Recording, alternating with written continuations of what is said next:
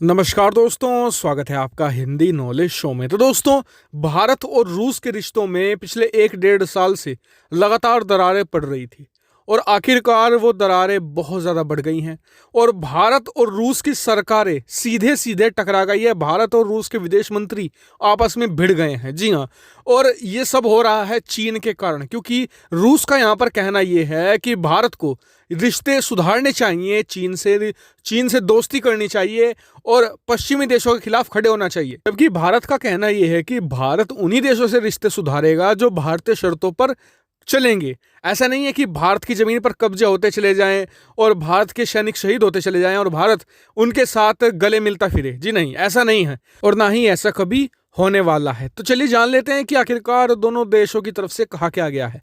दरअसल जो रूस के विदेश मंत्री है सर्गेई लावरोव, उनकी तरफ से एक बयान आया है। बयान में ये कहा गया है कि भारत और रूस के बीच में रिश्ते अब मतलब कि खराब होते जा रहे हैं, खटास आती जा रही है दोनों देशों के बीच में, और इसका कारण उन्होंने सीधे सीधे भारत को बताया है। उनका मानना है कि भारत अब पश्चिमी देशों के कहने पर चल रहा है, एक तरीके से गुलाम हो चुका है पश्चिमी देशों का, और पश्चिमी देशों के कहने पर ही वो चीन के खिलाफ खड़ा हुआ है। जबकि उनका कहना यह था कि भारत को पश्चिमी देशों से रिश्ते तोड़कर रूस और चीन से दोस्ती निभानी चाहिए। यानी कि इनडायरेक्टली वो ये कह रहे थे कि जिस तरीके से रूस यहाँ पर गुलामी कर रहा है चीन की, भारत को भी वैसा ही करना चाहिए था, चीन का गुलाम बन जाना चाहिए था। भले चीन हमारी जमीन कब्जा ले, हमारे सैनिकों को शहीद कर दे। साथ ही उन्होंने कहा कि भारत सरकार ने ही भारत के लोगों के अंदर जो एंटी चाइना सेंटिमेंट भरा है और ये पश्चिमी देशों के कहने पर यह भी किया गया है। अब ये इतनी अपमानजनक टिप्पणी थी, इसका जवाब तो भारत को देना ही था, भारत ने दिया भी है। भारत के विदेश मंत्री एस जयशंकर इसके बाद सामने आए हैं। उन्होंने सीधे सीधे कहा है, पहली बात तो ये कहा है कि अगर भारत ही नहीं, दुनिया में किसी भी देश के 20 सैनिक आप शहीद कर दीजिए और फिर उस देश के लोगों के दिल में आप जगह बना कर देखिए, आप नहीं बना पाएंगे। उस देश के लोगों का खून खोल उठेगा। वैसा ही भारत के लोगों का खून था जो खोल उठा। और एंटी चाइना सेंटिमेंट ये चाइना की देन है, भारत की देन ये नहीं है। दूसरी बात उन्होंने साफ की कि भारत किसी के भी इन्फ्लुएंस में आकर कोई कदम नहीं उठाता है।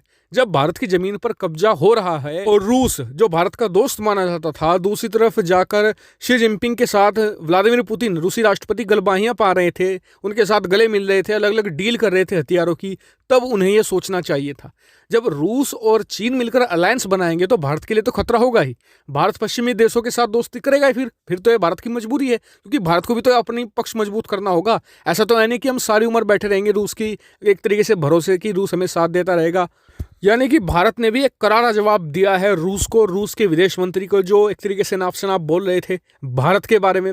भारत ने उन्हें साफ कर दिया है कि भारत अपनी पॉलिसी पर चलेगा और चीन को मुंह तोड़ जवाब भारत देता रहेगा, क्योंकि चीन इसी के लायक है। हम ऐसा नहीं करेंगे कि चीन हमारी जो पीठ में खंजर घोंपता रहेगा और हम चीन के गले मिलते रहेंगे। चीन अगर पीठ में खंजर घोंपेगा तो चीन को छाती में खंजर दोबारा फिर से उसकी मिलेगा।